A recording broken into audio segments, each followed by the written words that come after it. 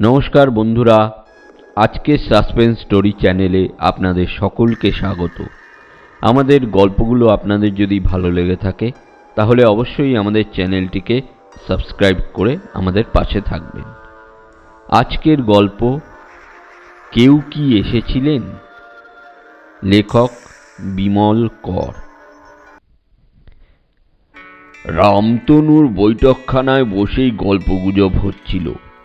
আমরা ৩-৪ বুড়ো প্রায় রোজই সন্ধ্যাবেলায় রামতনুর বৈঠকখানায় হাজির থাকি।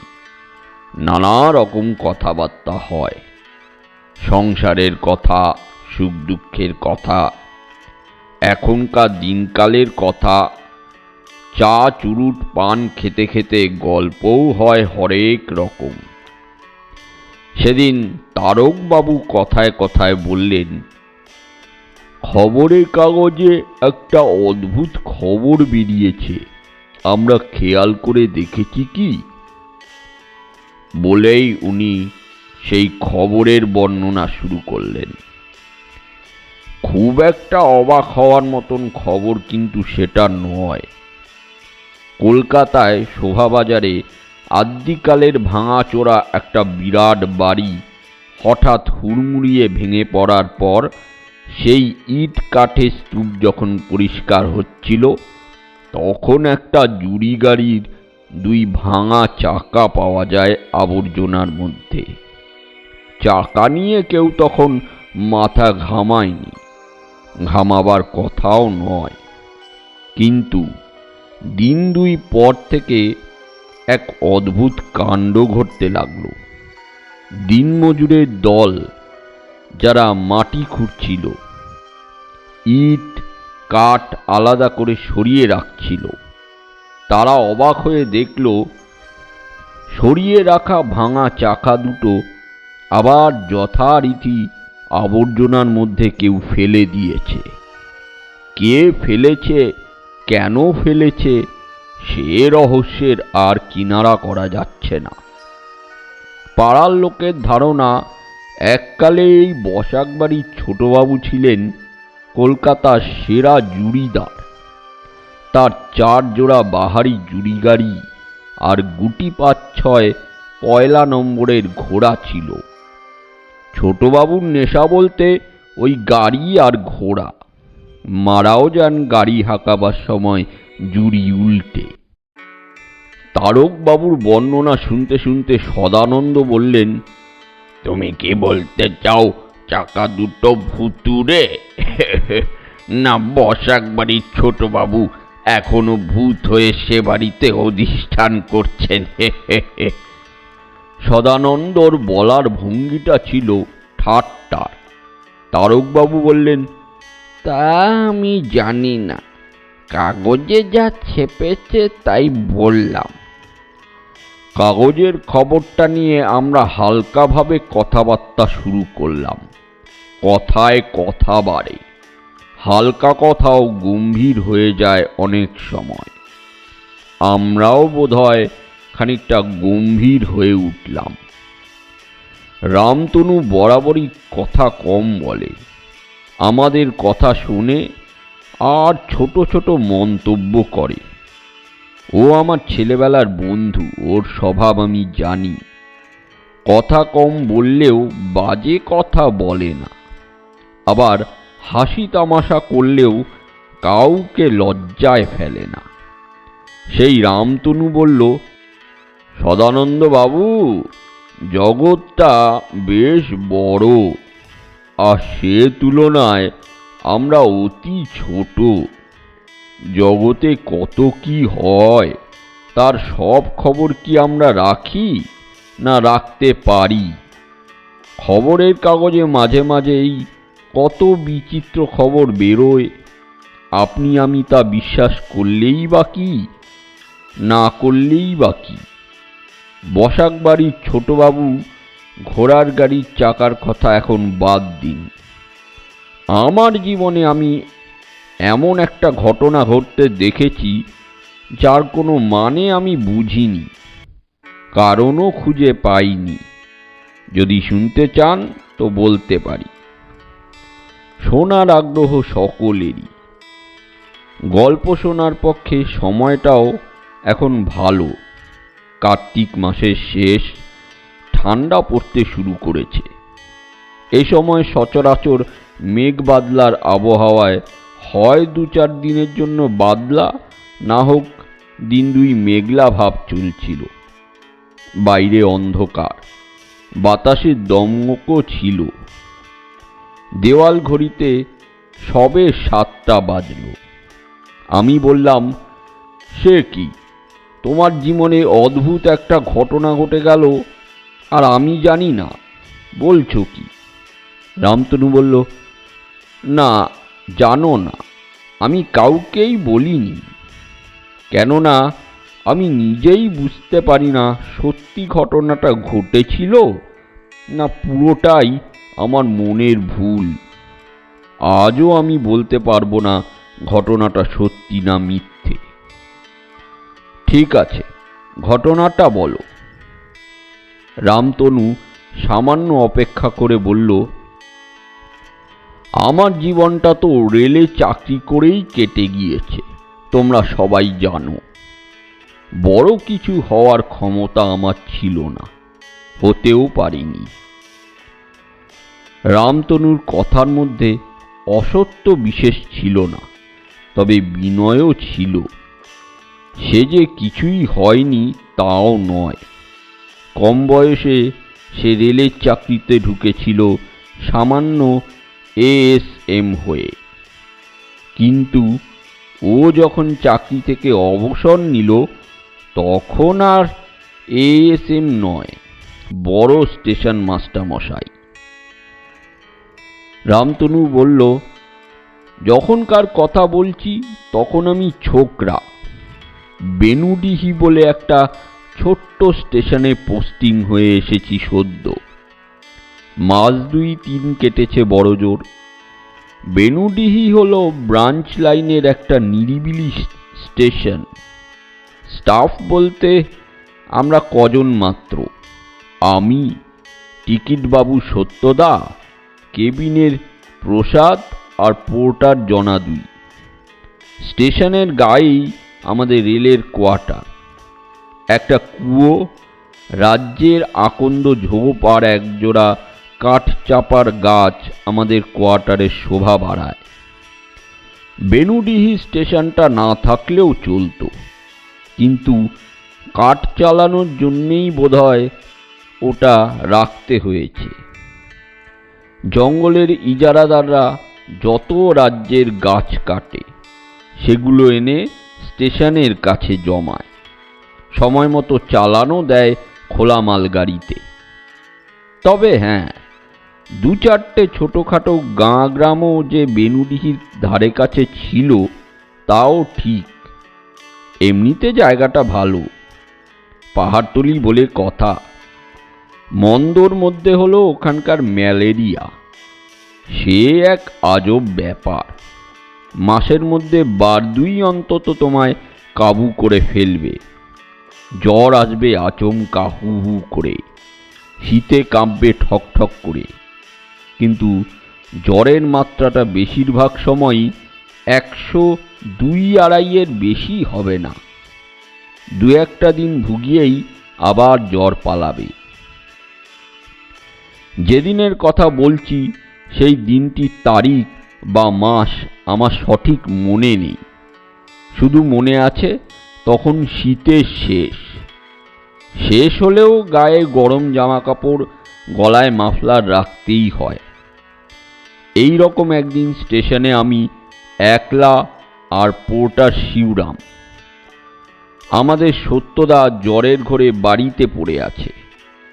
রাত তখন 8টা-8:15 নাগাদ একটা প্যাসেঞ্জার ট্রেন আসবে, সেটাই শেষ গাড়ি। গাড়িটা চলে যাওয়ার পর আমার একরকম ছুটি। একটা কথা বলে রাখি, আজকের মতন তখন ইলেকট্রিক ছিল না রেল স্টেশনে। ছোটোখাটো স্টেশন তো নয়ই, ভুসি ও কেরোসিন ল্যাম্প আর লণ্ঠন দিয়েই আমাদের কাজ সারতে হয়। রেলের ইঞ্জিন ছিল কয়লার, যাকে বলা হয় কোল ইঞ্জিন। আমার অফিস ঘরে একটা দেয়াল ঘড়ি ছিল, রেল কোম্পানির ঘড়ি। ঘড়িতে যখন 8টা 5 টাচ হবে তখন আমি দু একটা অফিসের কাজ সেরে হঠাৎ যেন বুঝতে পারলাম শরীরটা খারাপ লাগছে, শীত শীত করছিল, চোখ জ্বালা করছে। জ্বর আসবে নাকি? আর খানিকটা সময় কাটাতে পারলেই বেঁচে যাই। দেখতে দেখতে 8:15টার গাড়ি এসে পড়ল। আমার বাকি কাজ সেরে ফেলতে একবার বাইরে এলাম। গাড়ি ছেড়ে দিল। এমনিতেই এই সময় গাড়ি থেকে লোকজন বড় নামে না।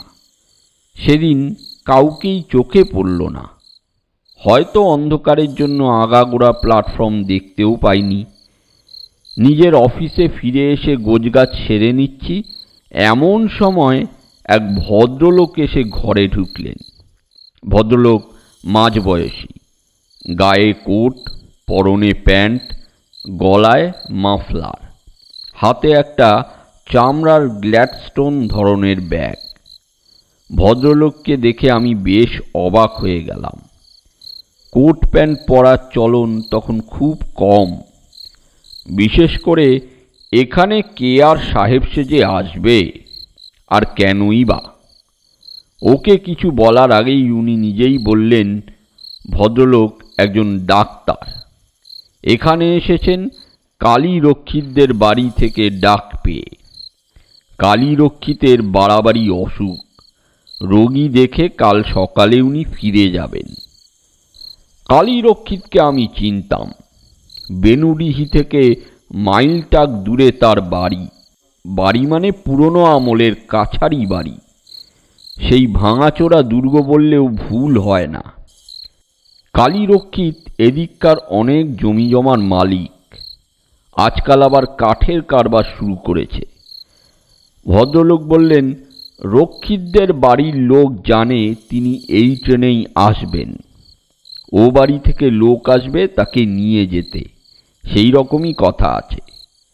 উনি আপাতত আমার স্টেশনের অফিস ঘরে কিছুক্ষণ বসে থাকতে চান।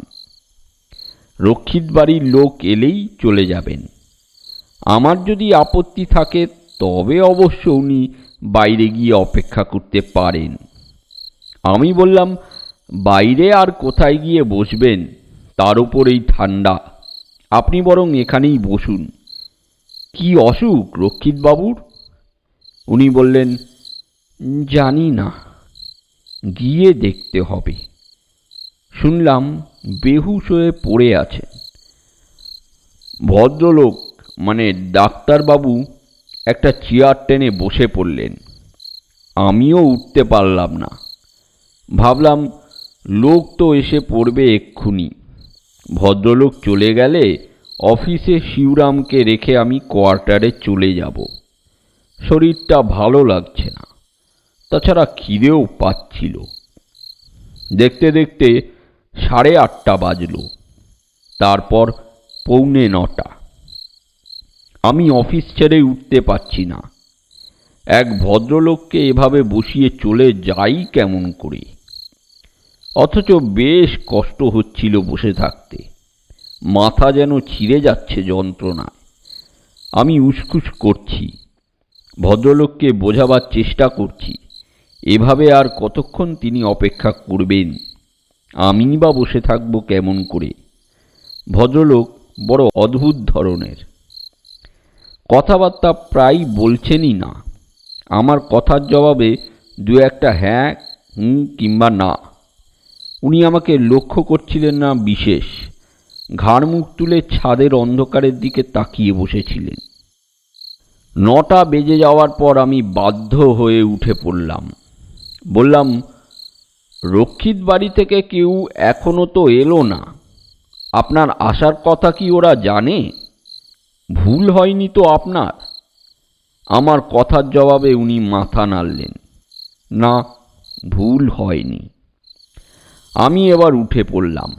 বললাম, আপনি তাহলে বসুন, আমি কোয়ার্টারে যাচ্ছি।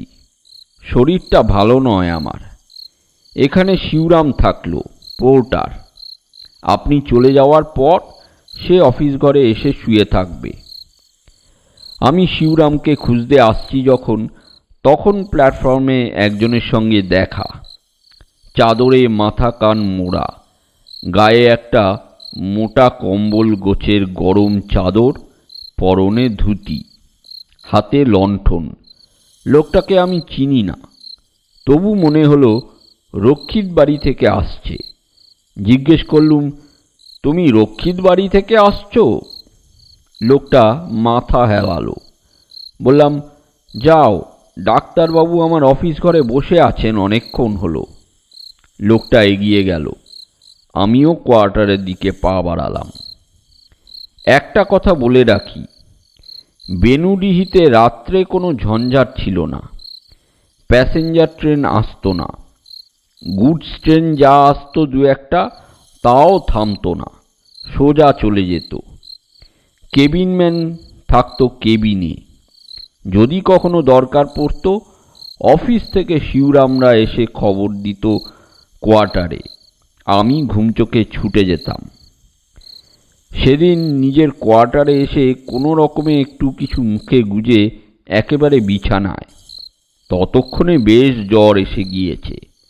ওখানকার সেই বিচিত্র ম্যালেরিয়াই হবে। আমার আর হুঁশ ছিল না। পরের দিন আর জ্বর নেই, মুখটা শুধু তেতো হয়ে রয়েছে। তা দিনের বেলায় রোদ জল পেয়ে শরীরটা তাজা হয়ে উঠল।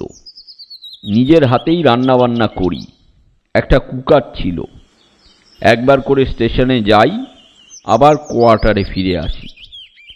রক্ষিত বাবুর কথা মনে পড়ল, কিন্তু এমন কাউকে দেখলাম না যার কাছে খবর নিতে পারি। যথারীতি সন্ধে হলো, তারপর রাত 8টা বাজল। সেদিনের গাড়িও এলো 8:15। প্যাসেঞ্জার গাড়িটা দাঁড়ালো 5 মিনিট, ছেড়েও গেল। আমি কাজকর্ম সেরে ফেলছিলাম আমার।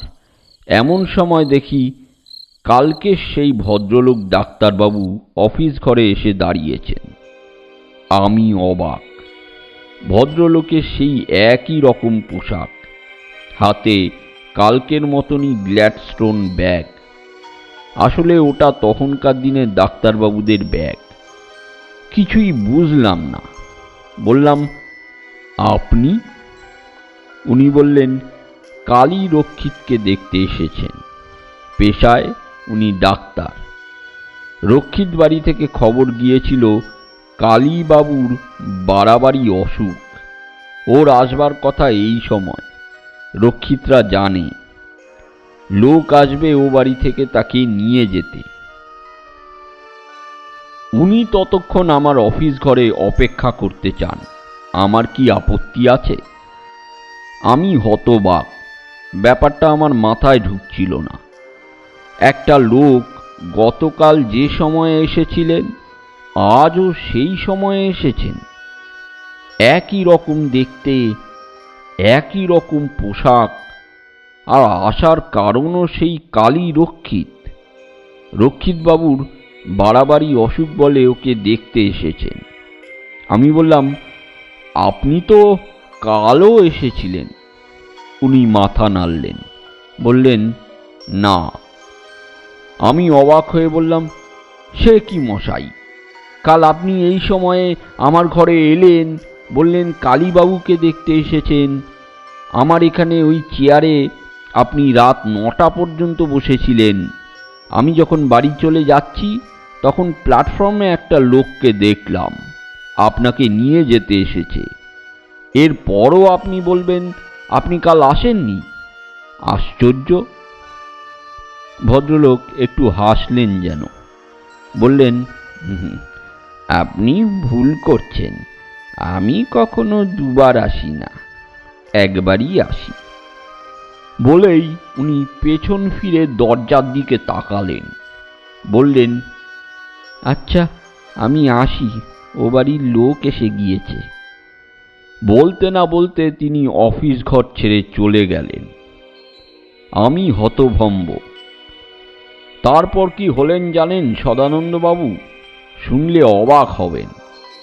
আমি বোকার মতন খানিকক্ষণ বসে যখন অফিস ঘর ছেড়ে ফিরে আসছি, তখন রক্ষিত বাড়ির এক কর্মচারী বৈকুণ্ঠের সঙ্গে আমার দেখা। হন্তদন্ত হয়ে আসছে। বলল, বাবুজি, কালীবাবু মারা গিয়েছেন ঘণ্টাখানেক আগে। আমি লোকজনকে ডাকতে এসেছি। রাত শেষ হওয়ার আগে তাকে দাহ করতে হবে। আমি চমকে উঠে বললাম, সে কি?